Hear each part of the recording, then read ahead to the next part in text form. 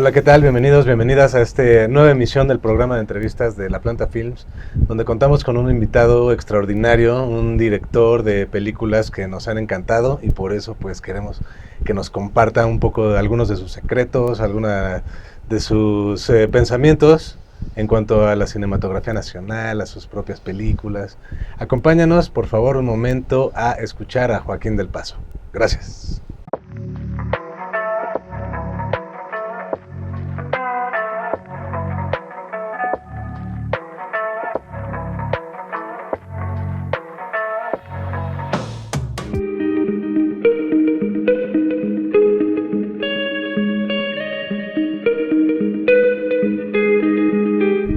Hola, ¿qué tal? Bienvenidos y bienvenidas a este programa de entrevistas de La Planta Films, donde tenemos el privilegio de contar con un invitado increíble, Joaquín del Paso, que es director, escritor y también otras cosas, ¿verdad? Dentro de las películas, otras funciones. Así también es. Las has desarrollado mucho, ¿no? Joaquín, sí. Muchísimas gracias por acudir a este llamado, a compartirnos algo de tus ideas, ¿no? Y de tus vivencias.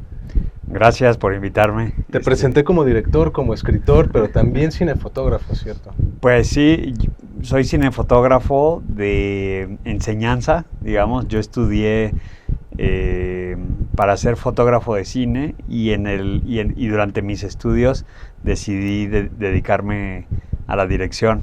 Entonces tengo todo el conocimiento, a veces lo practico, pero realmente tomé una decisión de vida después de haber hecho mi ópera prima, de dedicarme a la dirección. Entonces, además de eso, produzco para otros directores y también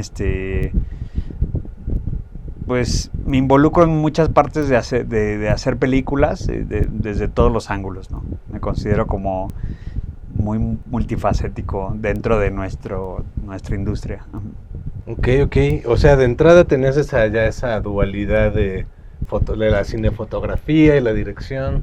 Sí, o sea, yo desde que tenía tal vez 12 años me atrajo mucho el cine. Siempre me gustó de niño mucho ver películas y ir al cine con mis papás o con mi mamá iba mucho a ver cine de autor, cine europeo, cine francés, obviamente las películas a las que se podían, a la Cineteca. Existía un Cinemex Casa de Arte, también ponían cine de autor, y todavía existían algunos de los cines antiguos que ponían cine internacional, como el Cine Plaza, que ahora que está ahí en el cruce de Tamaulipas y Nuevo León. Ahí existía el Cine Plaza, entonces también íbamos. Una salota gigante. Una sala gigante, ¿no? A ver cine. Entonces siempre me atrajo, ¿no? Y me atrajo las salas de cine, me atrajo como ese mundo, pero pues como cualquier niño, pues es una de las cosas que te gustan. Y en algún momento en mi búsqueda como artística, que empezó a muy temprana edad, pues pasé primero mi interés era ser escritor. Después de intentar ser escritor, decidí ser músico, y después de pasar por la escuela de música e intentar dedicarme a la música, me di cuenta de que el cine era lo mío. Entonces empecé con una cámara de video de High 8 y con 2 videocaseteras a hacer mis propias ediciones en casa con 2 cassettes de VHS. Entonces aprendí a editar con una videocasetera y con una cámara, ¿no? Entonces podía montar tomas en desorden, tomas que se habían grabado en desorden, escoger los mejores momentos. Entonces como que ya tenía ese conocimiento desde la secundaria, yo creo. En preparatoria, que la Apple y toda la tecnología de las Mac llegó a México, pues pude conseguir una computadora donde había un iMovie, el programa de iMovie, y ahí fue ya como un salto cuántico en la tecnología de edición para esa edad, y empecé a entregar trabajos en la preparatoria que eran en video. O sea, nos pedían, por ejemplo, hacer un ensayo sobre algún tema histórico y yo le proponía al maestro si le podía entregar como un mini documental. Y entonces pues les gustaba a los maestros porque en la clase hacía las clases mucho más entretenidas Y entonces todas las tardes con mis amigos nos dedicábamos a hacer estos videos escolares. Hicimos durante yo creo que 2 o 3 años videos escolares que empezó, no sé, 1 al mes y luego ya hacíamos para todas las materias videos. Y como yo tenía la computadora, yo me volví el editor de todos esos videos escolares de los demás. Entonces, como que la práctica fue muy home video, muy amateur. Y sin embargo, nunca pensé que podía hacer cine como una profesión. O sea, creo que nunca lo logré aterrizar a algo más real. Entonces yo, un poco confundido, saliendo de la preparatoria, entré a estudiar Ciencias de la Comunicación y inmediatamente me di cuenta de que no era lo mío. O sea, como que tuve que haber vivido eso para darme cuenta de que una escuela, yo necesitaba un ambiente creativo y artístico para poder desarrollar mi potencial. Entonces busqué por muchos lados, tomé unos cursos de cine en Cuba, que me abrieron muchísimo el panorama internacional, me hicieron ver que se podía vivir en el extranjero y conectarse con muchísima gente con cosas afines. Después me fui a vivir a Alemania, viví en Alemania estudiando alemán y trabajando como becario en una empresa. Y ahí es cuando empecé a buscar a qué universidad entrar en Europa. Busqué en todas las universidades alemanas, en todas me dijeron que no porque mi nivel de alemán era muy bajo, y 5 minutos antes de decidir regresar a México me topé con la Escuela de Cine de Łódź en Polonia, y me hizo total sentido porque yo durante mi juventud vi mucho cine polaco y me encantaba el cine de Kieślowski sobre todo. Es como que ir al lugar donde Kieślowski estudió pues fue algo muy significativo, como si se hubiera cerrado un círculo. Y sin embargo, cuando yo me estaba registrando para el examen de admisión, no sabía si poner dirección o fotografía, o sea, no sabía qué estudiar. O sea, yo sabía que quería hacer cine, pero no me quedaba muy claro qué quería hacer. Y por consejo de varios amigos ya profesionales o más grandes, me dijeron: estudia fotografía, aprende un oficio técnico, digamos, y ya después haz lo que quieras, pero sal de la escuela con algo tangible. Entonces mi camino empezó por puro amor al cine, pero tampoco con una visión muy clara de si iba a ser fotógrafo o director. Entonces estudié fotografía y después de estudiar fotografía me dediqué a la fotografía, o sea, fotografié muchísimos cortos, fotografié 2 largometrajes en Polonia, comerciales, y llegó el momento de regresar a México, y yo regresé a México con la intención de ser fotógrafo, y me topé con el problema de todos los fotógrafos, que es que el fotógrafo no desarrolla los proyectos. El fotógrafo es invitado a participar en proyectos, y pues, si no conoces a los directores, si no tienes una red de contactos, si no tienes una historia, pues no tienes trabajo. Entonces me costó muchísimo trabajo desarrollarme como fotógrafo, y perdí un poco la paciencia y dije, pues si no tengo trabajo, mejor me genero mi propio trabajo, y así es como escribí Maquinaria Panamericana, que fue mi primer largometraje. Entonces la vida me fue llevando a hacerlo, y sin embargo yo todavía tenía en la cabeza el hecho de que yo era fotógrafo y había hecho un largometraje de ficción. Hice Maquinaria, se estrenó, le fue muy bien, fue una película que en ese año tuvo mucha repercusión, no me lo esperaba en absoluto, fue un cambio de vida total. Y sin embargo yo seguí buscando ser fotógrafo, y conocí a Carlos Reigadas, que me invitó a trabajar en su película como asistente de dirección, en la película de Nuestro Tiempo. Y yo le decía a Carlos: no, yo quiero ser tu fotógrafo, invítame a fotografiar tu película, aún cuando yo ya había dirigido Maquinaria.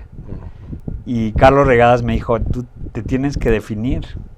O sea, tienes que decidir si quieres ser director, ven y trabaja conmigo como mi asistente de dirección, y si quieres ser fotógrafo, pues busca tu carrera de fotógrafo, ¿no? Y entonces como que ahí me definí.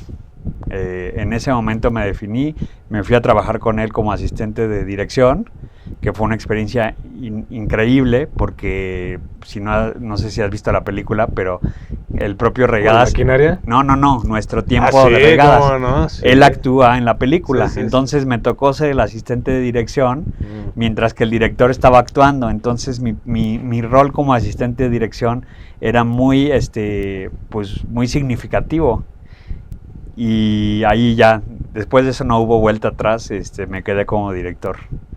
Bueno, hasta la fecha. ¡Órale! ¡Qué buena historia! O sea, sí es todo, es que pues es muy interesante eso. Fíjate, a mí en lo personal me pasó que en el CUEC, donde estudiamos nosotros, había que escoger, y normalmente solo había 2 tipos de alumno, el que va para fotógrafo y el que va para director, ¿no? O se podían, como le hice yo, hacer las 2 especialidades. Pero incluso a la hora de titularme, no me dejaron titularme con las 2 cosas, sino solo tenía que escoger alguna. Ya. Como que así funciona esto de alguna manera, ¿no? De que hay que escoger, no se puede ser. O si... Sí, bueno, en mi caso yo tuve que escoger al inicio de la carrera. No podía entrar en un tronco común. O hacer ambas. Y hacer, no. Uh-huh. Tuve que elegir el día que fui a registrarme para mi examen de admisión. Sí. Entonces, pues ahí es donde decidí el camino y no me arrepiento para nada, porque haber estudiado fotografía en una escuela tan buena para fotógrafos me dio mucho conocimiento, una formación muy buena, claro, que yo le recomiendo siempre a los directores jóvenes, a los estudiantes, les recomiendo mucho el meterse de lleno a entender la parte técnica del cine. Fotografía, claro. Aunque sean directores, aunque sean productores, o sea, es como, para mí es fundamental. Al final está muy bien, hay muchos tipos de cine, muchos tipos de cineastas, y qué bueno, ¿no?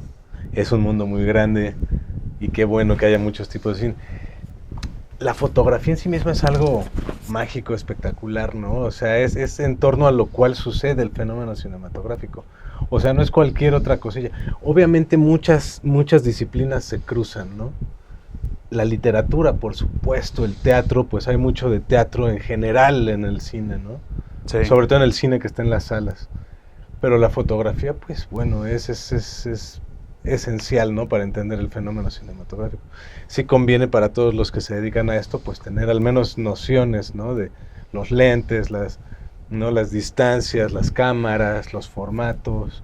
Yo lo veo como una obligación, más que una noción. O sea, es una obligación el entender cómo se filman las cosas y cuál es la diferencia entre filmar al mismo personaje de una forma o de otra. O sea, ese es el lenguaje, es como nuestra pluma con la que podemos escribir nuestra historia. Entonces, cuando me topo con cierta reacción negativa en contra de esta idea, de parte de alumnos o de cineastas jóvenes, pues me sorprende mucho, ¿no? Creo que hay una influencia, no sé si norteamericana, de que el director está ahí para dirigir a los actores y el fotógrafo está ahí para que se vea bonito, ¿no?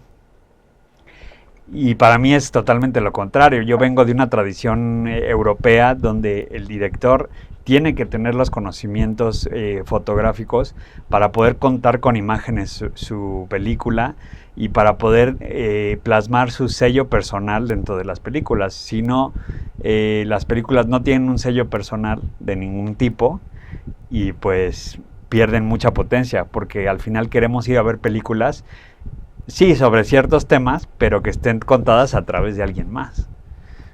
A través de la mirada de alguien más. Entonces yo soy fiel creyente de que el director tiene que meterse de lleno a la fotografía y conocer la diferencia entre un lente 24 y un 50 y un 100, y conocerlo no solo a nivel teórico, sino a nivel práctico, ¿no? Sí.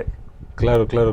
Es que tenemos el esquema hollywoodense, que no está mal ni bien, es un esquema de trabajo. El director, el productor, el fotógrafo, el sonidista, que pues tiene una perfecta lógica, no es una arbitrariedad de ninguna manera.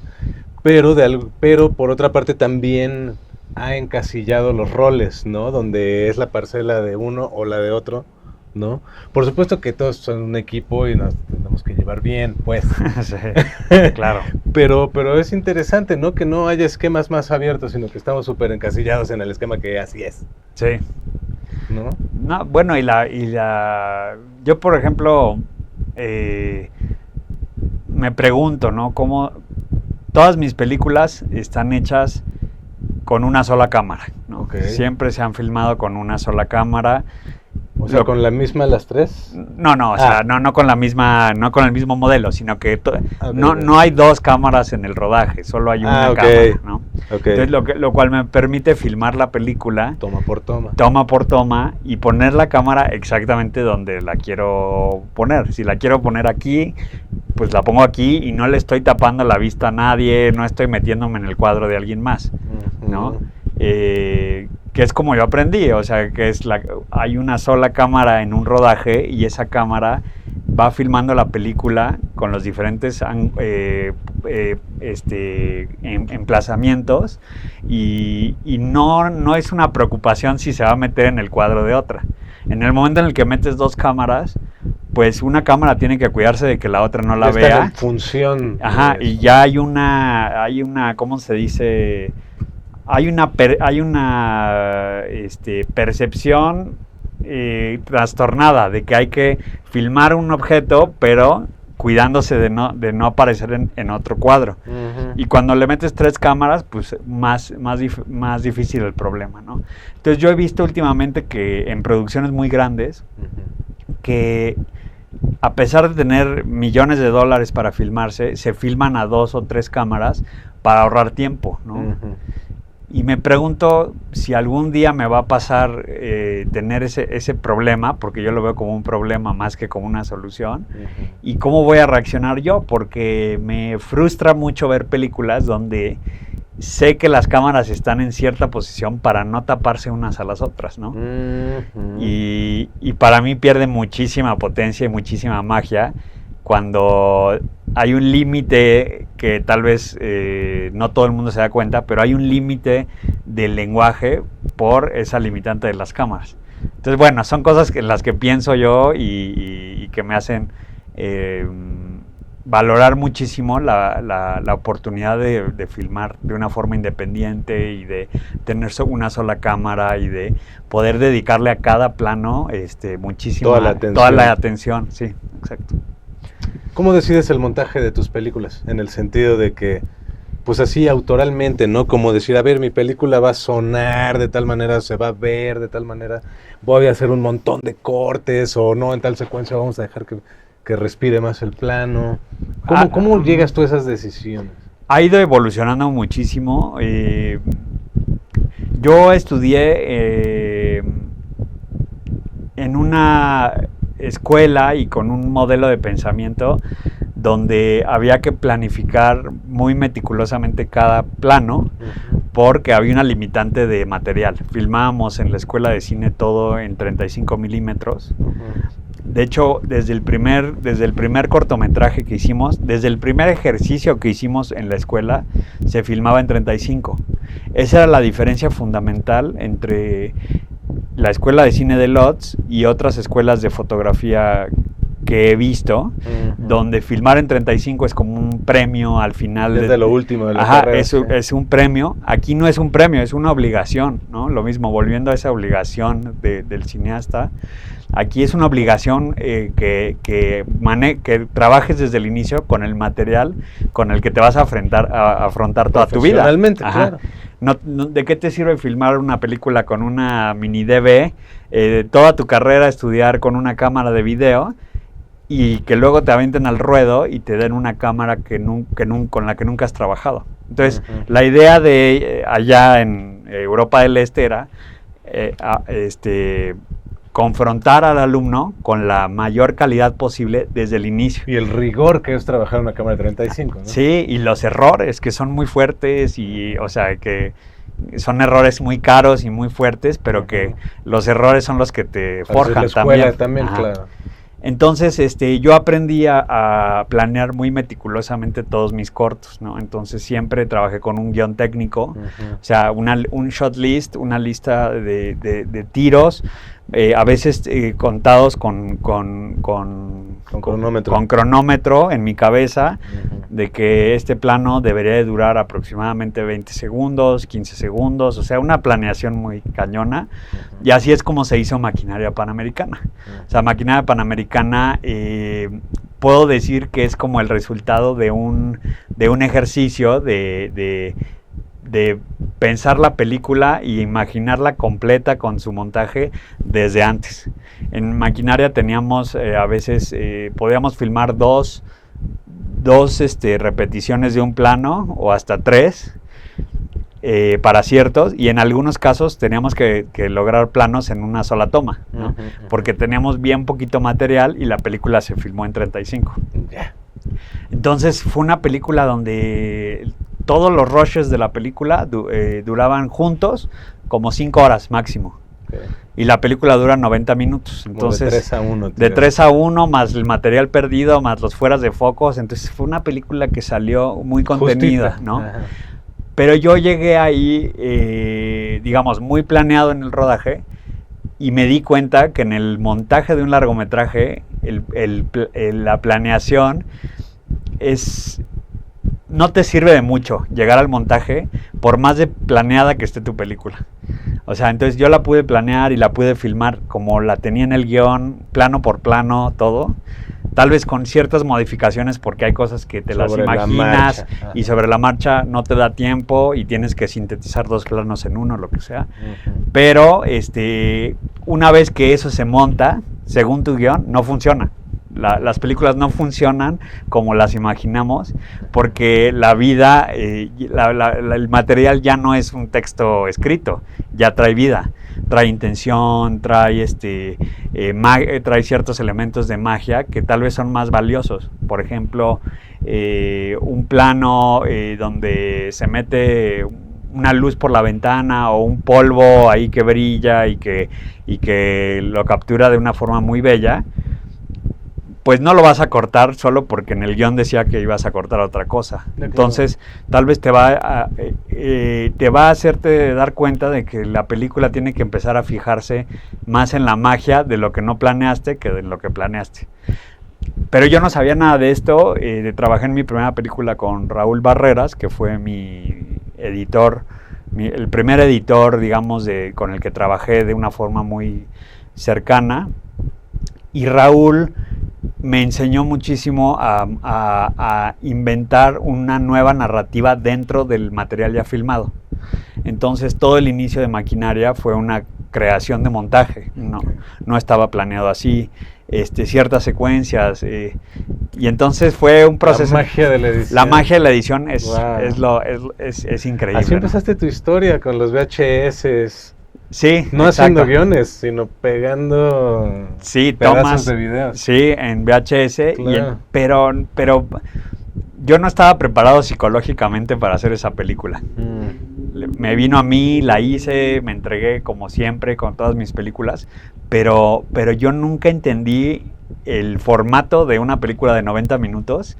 Creo que hay como un antes y un después para un director. Bueno, fue formativo también al mismo tiempo, con todo que te fue poca madre también. Sí, aprendí muchísimo y mi mente entendió el proceso, la diferencia del proceso entre un cortometraje y un largometraje. El cortometraje funciona de una forma en tu psique, y el largometraje te exige abrir tu mente como si tuvieras que abrir como más compartimientos para que entre más información y que puedas analizar una película y su estructura completa. Se requiere como más, ¿cómo se dirá? O sea, más complejidad. Más complejidad en tu pensamiento, ¿no? Y yo no estaba listo, entonces todo fue llegando mientras iba ocurriendo. Sobre la marcha. Ajá, sobre la marcha, y Raúl me ayudó a aterrizar la película y hacer una película. Y me sorprendió muchísimo cómo la fuimos formando y me senté atrás de él todos los días, o sea, cada hora de edición estuve sentado detrás de él hasta que ya por fin logré entrar en ese lenguaje que es el de la edición. Cuando llegué a mi segunda película, empecé a trabajar, que es El hoyo en la cerca, se llama. Empecé a trabajar con adolescentes. Bueno, eran niños. Cuando los conocí eran niños. Durante la preparación se empezaron a volver adolescentes y en el rodaje eran unos pubertos a punto de crecer, digamos. Sí, ¿no? Sí. Y empecé a hacer el proceso de casting. Y me di cuenta de que pues no eran actores profesionales, era imposible conseguir un elenco de 35 niños actores profesionales, y si lo lograra sería algo muy extraño, además de que yo estaba buscando un perfil muy particular en estos niños, de su entorno social y de dónde venían, entonces sabía que todos iban a ser no profesionales. Y que tenía que prepararlos para la filmación. Entonces, con mi director de casting de esa película, empezamos a trabajar los castings extensos, meses y meses de castings, talleres, círculos de improvisación, talleres intensivos. O sea, los niños se les preparó para ser actores durante medio año. Y logramos hacer como yo le llamaría una masa viviente de adolescentes que cada uno podía interpretar a su propio personaje que se habían inventado y que podían inventarse cualquier situación que yo les pusiera, participar libremente en ella y improvisar. Entonces, mientras que yo estaba creando una cosa súper libre, a la hora de sentarme en soledad a planear la película plano por plano, volví a hacer lo mismo que en Maquinaria, que fue plano 1, la película empieza así, plano 2, así, con tal lente, con tal ángulo, con tal movimiento de cámara, y hice ese guión técnico de la película completa. En la locación principal, pues iba yo con el papel, iba imaginándome cada plano, cada corte y todo. Y dije, perfecto, ya lo tengo a los actores y tengo mi idea formal de cómo lo voy a filmar. Llega el primer día de rodaje, estos niños no habían experimentado nunca un rodaje, o sea, habíamos trabajado mucho, pero en un entorno muy, muy cerrado, y de repente llegan y pues hay unos camiones y hay gente y hay mucha gente atrás del monitor, y los primeros días de rodaje son horribles porque a todo el crew le interesa a la gente le interesa muchísimo lo que estás filmando. Esa energía empieza a bajar mucho y ya deja a cada quien concentrarse en su propio trabajo. Pero bueno, los niños, yo empecé a acomodar a los niños para mi propia idea, para mi idea que estaba en papel. Y me di cuenta de que había un choque de conceptos. O sea, había desarrollado una masa viva, una energía viva, y yo los quería meter en un molde cuadrado, que era ese molde de la Escuela de Cine de Polonia, el molde de la Escuela de Maquinaria Panamericana. Le batallé durante 2, 3 o 4 días de rodaje, dándome de topes todo el día. O sea, cada plano que hacía no me gustaba, los niños tenían una energía muy baja. O sea, decía, algo estoy haciendo mal, porque yo había desarrollado algo increíble y en el rodaje no está. Hasta que le puse un zoom a la cámara y decidí empezar a operar la cámara yo. Y el zoom tenía como un control para poder hacer, ¿sabes? Como el zoom mecánico, ¿no? No se sentía la mano humana, sino es un aparato para que haga un zoom uniforme, lento o rápido, lo puedes controlar. Y entonces los puse a improvisar a los niños. Puse la cámara en un lugar que me resultó conveniente porque sabía que podía filmar una cosa aquí y una acá. Y entonces empecé a practicar o a intentar filmar una secuencia de una forma libre. Entonces me di cuenta de que si los ponía a improvisar solos y yo ponía la cámara, observaba muy bien la situación, les daba ciertas anotaciones de dónde y en qué timing iban a ocurrir sus improvisaciones, y yo decidía poner la cámara en un lugar muy estratégico. Podía generar como plano secuencia con este zoom, unos planos secuencia que se sintieran no improvisados, o sea, no se sintieran naturales, pero eso implicaba tirar a la basura todo mi plan. Y así lo hice, tiré a la basura el guión y dije, vamos a aventarnos a esta película sin planes. Y en tu 6º día de rodaje, pues da muchísimo miedo olvidarse de todo lo que has aprendido en la escuela, lo que has aprendido, pero es el llamado de lo real. O sea, dirigir una película es observar lo que está ocurriendo. Si no lo observas y nada más quieres hacer tu plan, pues te vas a dar de topes o va a quedar una película súper acartonada. Y entonces, pues ahí es donde siento que di como un salto como director, de dejar atrás todo ese conocimiento y de aventarse al vacío, aventarse a la improvisación y aventarse a la inspiración, ¿no? Y eso me llevó a mi 3ª película, ¿no? Que es la nueva.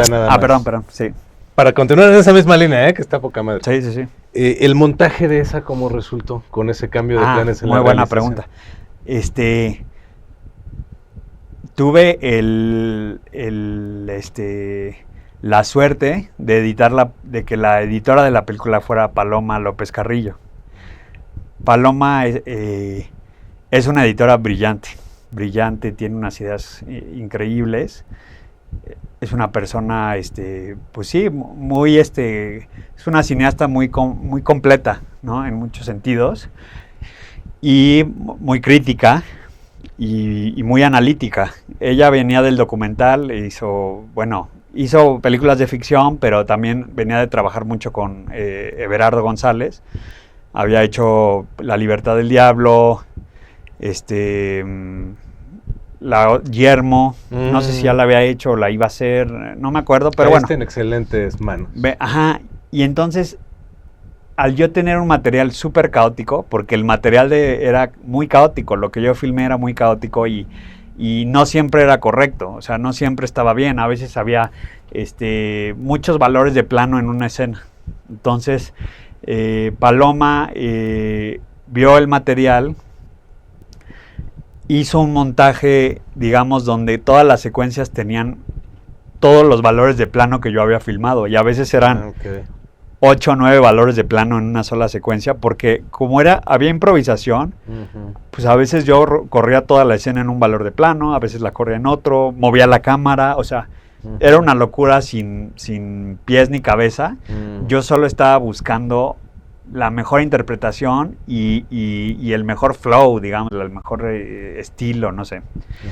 Y entonces vimos ese corte, que obviamente fue traumático, y nos dimos cuenta de que había una forma de editar la película con planos largos y cortar lo menos posible. O sea, encontrar dentro de todo el material, hacer una arqueología increíble y buscar los momentos donde la cámara pudiera aguantar lo más que se pueda y fluir. Que así es como yo defino El hoyo en la cerca. La cámara fluye en muchos momentos de una forma muy libre. Sin embargo, va contando todo y va revelando cosas que no hemos visto y así. Entonces, como que nos dimos cuenta de la potencia de eso versus el montaje tradicional de plano abierto y close-ups. Y a partir de ahí, Paloma guió el montaje de esa película hacia el lugar donde terminó. Pero fue como, al principio fue como editar un documental, de cierta forma. Fue como encontrar lo mejor, la esencia de lo que había ahí, porque había tantos tipos de materiales que no se podía editar de una forma muy simple, ¿no?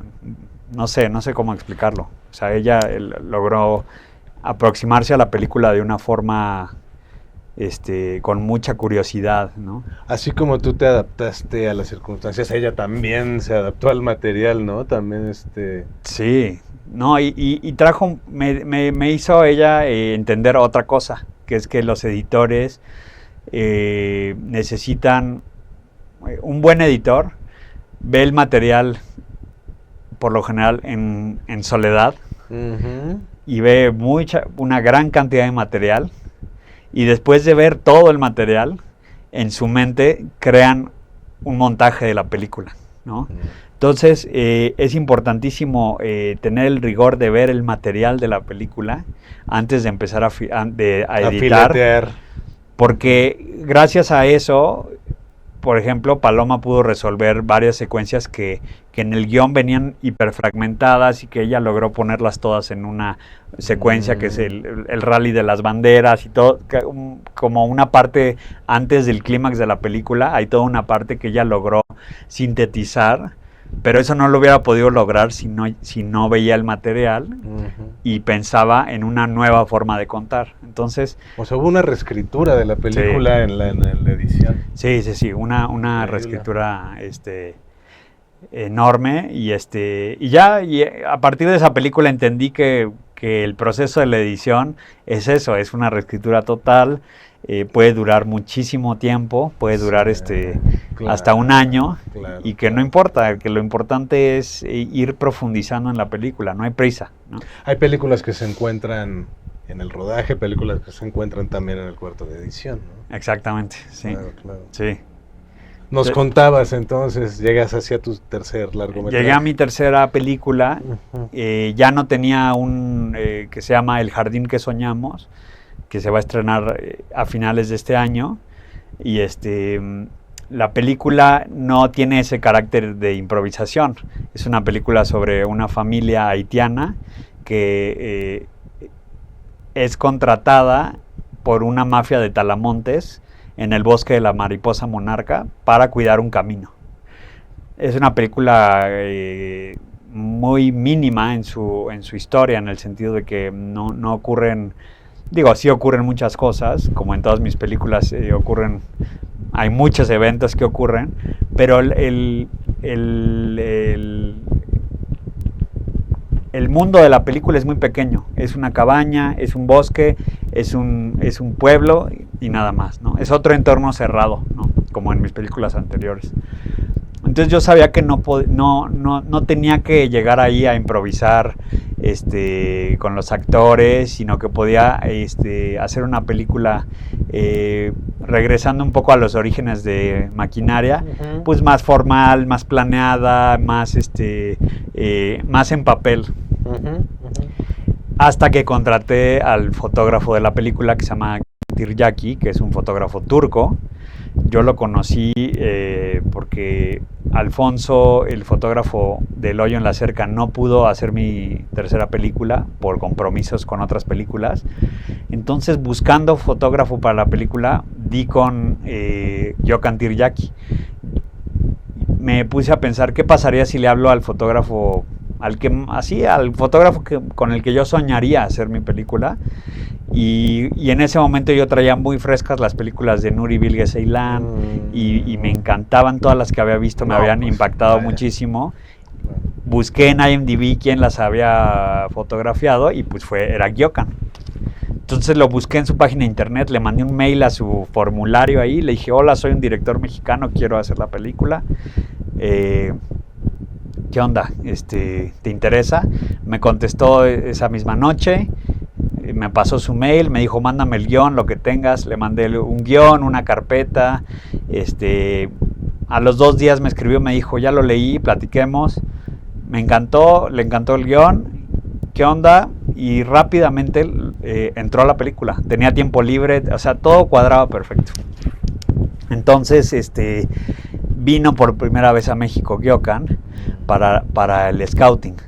O sea, él iba a venir un mes para preparar la película, después se iba a regresar a Turquía para Navidad, Año Nuevo, y después iba a volver y íbamos a filmar la película. Yo ya llevaba meses de preparación de locaciones, meses y meses de preparación de locaciones, porque es una parte fundamental de mi trabajo buscar locaciones a veces desde antes de escribir el guión, ¿no? Okay. Me gusta mucho saber encontrar lugares que me inspiran y meterlos al guión y no al revés, no escribir abstractamente y después aterrizarlos.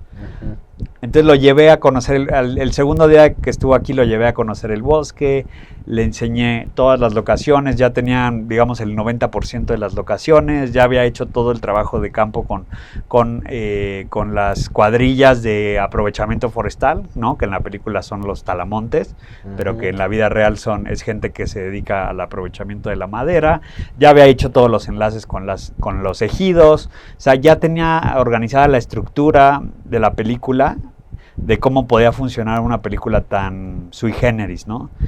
Entonces le enseñé todas las locaciones a Gyokan, le enseñé todo, le enseñé las referencias. Durante 2 días o 3 días regresamos a la Ciudad de México. Él estaba encantado porque pues, filmamos en unos lugares preciosos. Y me dijo, ¿y ahora qué quieres hacer? Si ya tenemos las locaciones. Y me dijo, ¿qué quieres hacer? Y le dije, no, pues vamos a preparar la película. ¿Pero a qué te refieres con preparar la película?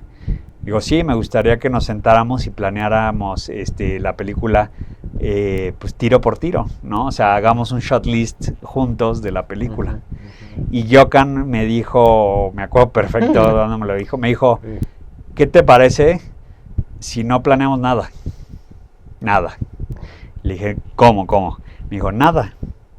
Tú llegas al rodaje, llegamos al día del llamado, leemos la escena, la montamos con los actores y ahí decidimos cómo la vamos a filmar.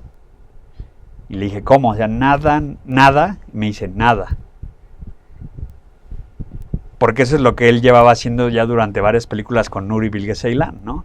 Y entonces películas como Winter Sleep, Érase una vez en Anatolia, ya esas últimas películas de Nuri, incluyendo las últimas, Nuri no prepara el rodaje de esa forma. Él se prepara a un nivel más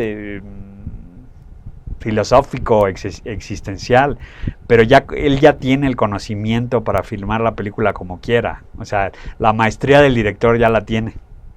Entonces, no sé si viste Érase una vez en Anatolia. Sí. Esa película no fue planeada ni un tiro. Ni un tiro fue escrito en papel, sino que se planeaba día tras día según la inspiración y lo que la película iba entregándole al director. Obviamente es un lujo gigantesco porque Érase una vez en Anatolia es una película que se filmó como por 120 días con un crew como de 300 personas y donde ellos se podían dar el lujo de filmar un plano abierto gigantesco durante toda la noche y al día siguiente volver y hacer los close-ups y después de hacer los close-ups darse cuenta que se había descubierto algo bueno en la actuación y volver al tercer día y volver a filmar el plano abierto con las modificaciones de los close-ups y luego seguir filmando la película y entonces una libertad increíble.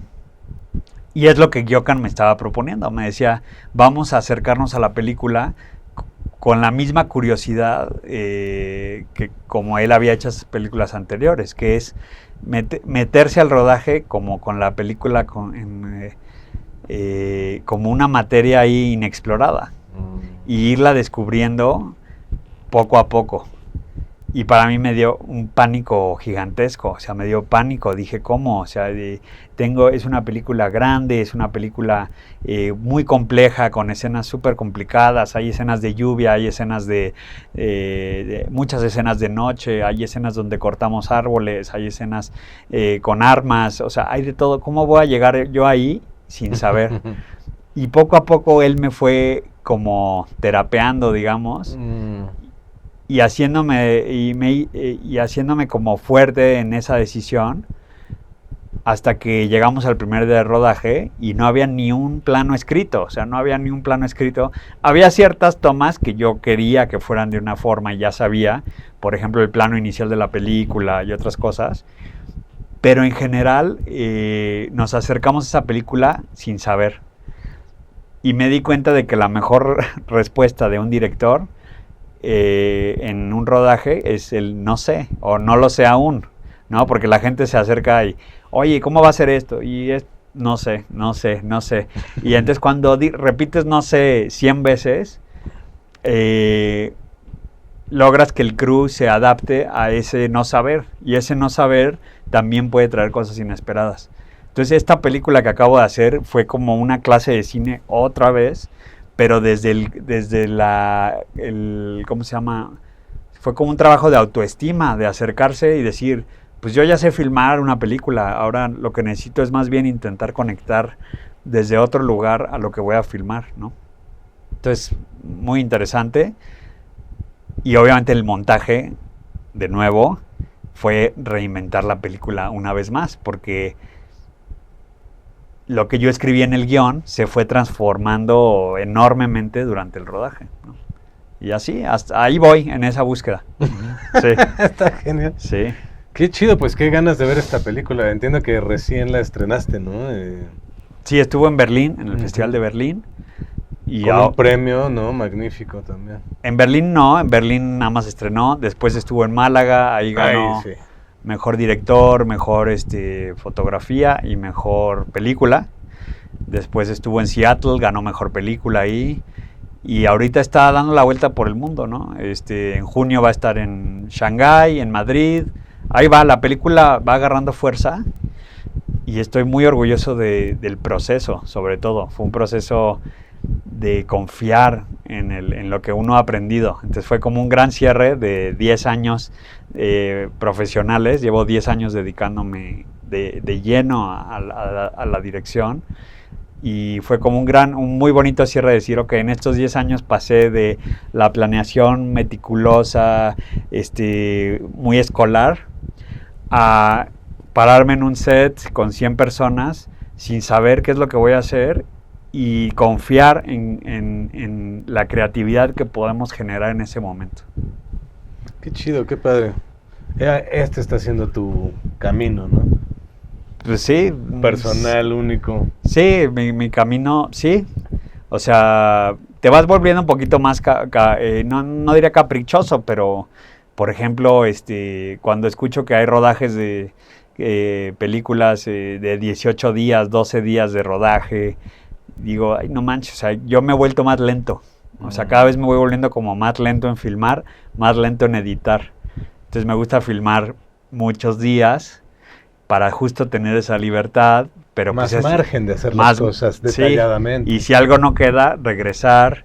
Eso lo aprendí de Carlos Reigadas, que volviendo ahí a mis años formativos o a las decisiones de mi vida, me impresionó muchísimo trabajar con él, porque volvíamos y volvíamos a las mismas secuencias. A veces repetíamos planos dentro de ciertas secuencias y los repetíamos tal vez un mes después y no importaba la temporalidad de cuando los repetíamos, pero para Carlos la secuencia ya estaba planeada en su mente y no era una cuestión de llegar al set y durante toda una mañana o durante un día filmar una secuencia completa, sino que él lo fragmenta todo y se aproxima a cada plano como una obra de arte por separado. Entonces, si una de los planos de su secuencia no quedó al nivel de los demás, o la luz no quedó, o no sé qué, él va a hacer todo lo posible por regresar para que pegue y entre dentro de esa secuencia. Entonces, hacíamos secuencias durante 12 días, 15 días, la misma secuencia, pero por la luz solo íbamos, por ejemplo, de 6 de la mañana a 9, era el momento donde podíamos filmar un plano de esa secuencia. Y a veces por eso nos tardábamos 10, 12 días en hacerlas. Y eso fue impresionante, como ir en contra, o sea, su visión antisistémica de decir, tenemos este plan de rodaje, tenemos que filmar esta secuencia en un día, sino más bien dividámoslo de una forma donde yo pueda filmar todos los planos de esta secuencia en esta luz. Aunque sea un desmadre y él pierde unas cosas y gana otras, ¿no? Tiene un rodaje de 12, 15 personas de crew y eso es lo que le permite hacer eso. Entonces pierde la potencia de un crew grande y la velocidad, pero gana la precisión y la magia que hay en muchas de las secuencias de sus películas, que se sienten increíblemente cercanas y homogéneas a una idea y a una luz y a un concepto, ¿no? Entonces, como que entre ese conocimiento, lo que me trajo el fotógrafo turco, pues ahí voy abriendo mi camino de yo dónde estoy parado, pero definitivamente ha sido un viaje muy grande desde Maquinaria Panamericana, ¿no? Qué chido, ¿no? Sí. Una escuelota han sido las películas. Sí, no, cada película es una escuela gigante que además a veces te castiga y te regaña y te hace confrontarte con la realidad, que pues no siempre todo te sale bien, ¿no? Y tener la humildad de aceptarlo, de entenderlo, y luego la fuerza para corregirlo en el montaje o para volver y filmarlo otra vez, pues ahí es donde sale como algo más de una energía que hay que tener para hacer una película. Un carácter, ¿no? Sí, vas formando ese carácter de no escuchar a veces hasta tu propia mente diciéndote, no, qué hueva, ya está bien, ya déjalo así, ¿sabes? Te vuelves un poco autocrítico muy fuerte, pero porque sabes que si no tienes esa autocrítica, tal vez no vas a agarrar la energía para volver y hacer unos reshoots o para volver a convocar a un grupo gigante de personas para poder arreglar alguna cosita, ¿no?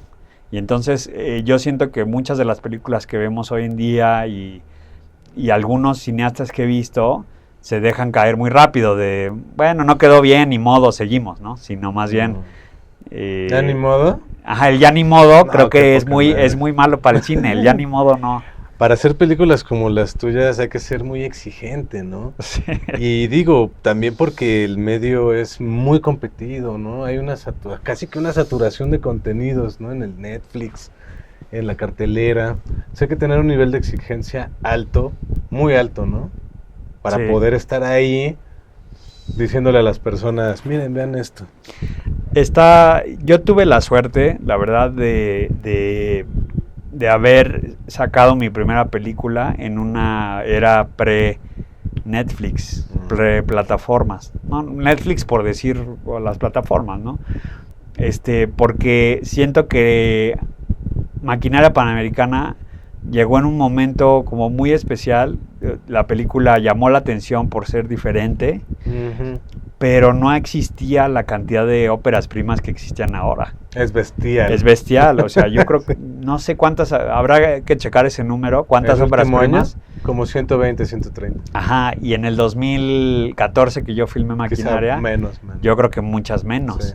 Entonces tuve esa oportunidad, digamos, de poder sobresalir en un mercado mucho menos concurrido. Hoy en día hay 120 óperas primas y hay muchas muy interesantes, claro, muy buenas, total, ¿no? Sí. Entonces, los festivales, que son nuestro escaparate al mundo, por una parte los necesitamos como una forma de promoción, ¿no? Son como la herramienta de PR más grande que puede tener un cineasta independiente en México, pero también nos ayuda muchísimo estar en un festival para poder darle visibilidad a la película, para poder conseguir hasta fondos para la que sigue. O sea, hay un sistema que está creado con los festivales que tienen misiones increíbles de enseñar cine de todo el mundo. Pero hay un problema, que cuando ya llegan tantas películas, no hay forma humana de verlas, no hay forma humana de escoger las más valiosas. Entonces, yo ahora que veo a muchos compañeros que están con sus óperas primas, y admiro mucho los que han logrado sobresalir, ¿no? En un mercado tan competido, mucho más competido que hace 10 años, ¿no? Vainilla de Mayra Hermosillo, que se abrió su camino, Chicas Tristes, que estuvo en Berlín y que yo lo veo porque nos vemos en algunos festivales, cómo trabajan durísimo por promover esa película, y es admirable porque la tienen 1000 veces más difícil que hace 10 años y que hace 20 en los tiempos de los inicios de Iñárritu, Reigadas. O sea, el cine mexicano ha ido agarrando mucha fuerza y por lo mismo mucha competencia también, claro, ¿no? Entonces soy afortunado de estar como un pasito atrás en otra generación, pero eso no me hace ponerme de brazos cruzados, sino que sé que cada película que hago tiene que hacer un escalón más grande por mí, o sea, por mí yo quiero crecer, ¿no? Como cineasta, y siento que no he llegado pues a lo más alto que pueda hacer. O sea, siento que todavía van a haber mejores películas viniendo desde acá. Eso. Ojalá. A huevo. O bueno, ojalá. Claro que sí, estaremos ahí para seguirlas, para apoyarlas. Definitivamente todo lo que hagas vale la pena estar al pendiente, ¿no? Sí. Por supuesto, a quienes no hayan visto tus películas, pues recomendar que corran a verlas y que esperen la posibilidad de ver la nueva, ¿no? Esa todavía no está disponible, pero lo estará. Sí, se va a estrenar a finales de año. La distribuidora es Pimienta Films, que también hace una labor titánica de promover el cine mexicano. Y y ellos, si siguen sus redes o las redes de la película, se van a ir enterando de cuándo va a salir. Pero sí, el cine mexicano se hace por el amor al arte y por mucha convicción de que es importante. Y la gente en México, hay mucha gente que está muy comprometida, ¿no? Como tú, teniendo este programa. Todos somos parte del mismo mundo, ¿no? Total. Entonces, es bonito eso, aunque está cañón para todos, yo creo. Claro, hay un lado oscuro, obvio, como todo, y grande, ¿no? Son épocas complejas, complicadas. Pero también y aún en estos contextos, pues en México hay gran talento, ¿no? O sea, se estaba hablando de Reigadas, pues un artista prácticamente consagrado, tus películas, tu trayectoria que es excelente, ¿no? Y bueno, y entre muchos otros también que hay. Al final es un ecosistema que si bien no es el de una industria grande, pero vaya, es un país que valora mucho la cultura, ¿no? Y donde es muy importante también, pues, es los artistas y los cineastas que, pues, tengamos este reconocimiento, ¿no? De la buena calidad que hay en el cine nacional. Sí, justo antes de empezar el programa platicábamos de las plataformas, ¿no? De que yo no entendía muy bien qué es lo que están buscando, porque si tenemos directores como Amat Escalante, ¿no? Que son de altísimo nivel. Amat para mí es uno de los mejores directores de México y a nivel mundial. Yo pensaría, como dueño de una plataforma, como jefe de contenidos, que me acercaría a Matt y le diría, queremos hacer tu película, la que sigue, la que sea. Haz lo que quieras. Porque estas son personas que están comprometidas. No porque tú te acerques y te la financies van a hacer una mala película. Es gente que a nivel, en su búsqueda personal, como la que platicamos. Artística, claro. Están buscando hacer una película lo mejor cada posible, vez. Claro. Mejor cada vez. Entonces, tener la confianza de decir, oye, hagamos una película, es lo único que un cineasta necesita para poder detonar toda esa imaginación y florecer. Total. Y creo que todos estamos conscientes de que que el cine cuesta y que el cine es una cosa, pues sí, que requiere dinero, ¿no?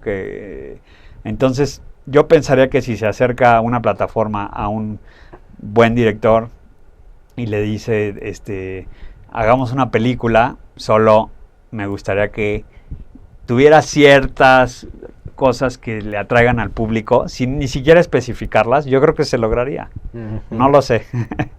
Pero tenemos muchísimo talento que la gente no está conociendo, ¿no? Sí. O sea, las nuevas generaciones no conocen, de nuevo, el cine de Reigadas, el cine de Amat Escalante, no lo conocen, ¿no? Muchos autores, autoras que están en la sombra porque no pueden producir películas a ese ritmo, ¿no? Porque hacen una película cada 4 años, cada 5. Pues nos acabas de dar un insight chingón de lo que es pensar el cine desde la mente del director, ¿no? Cómo has ido creciendo, pues ha sido poca madre ir viendo tu trabajo. Gracias. Y pues muchísimas gracias por compartirnos tu experiencia, tus ideas. Y gracias. Pues, felicidades por tu obra, por supuesto, ¿no? Gracias, ¿no? Pues estos espacios me ayudan a que la gente se dé cuenta de que existen estas películas, ¿no? Entonces, gracias a ti. Bueno, estamos en esa cruzada totalmente, ¿eh? Cuenta con nosotros. Sí, gracias. Gracias a los que nos acompañaron y hasta la próxima.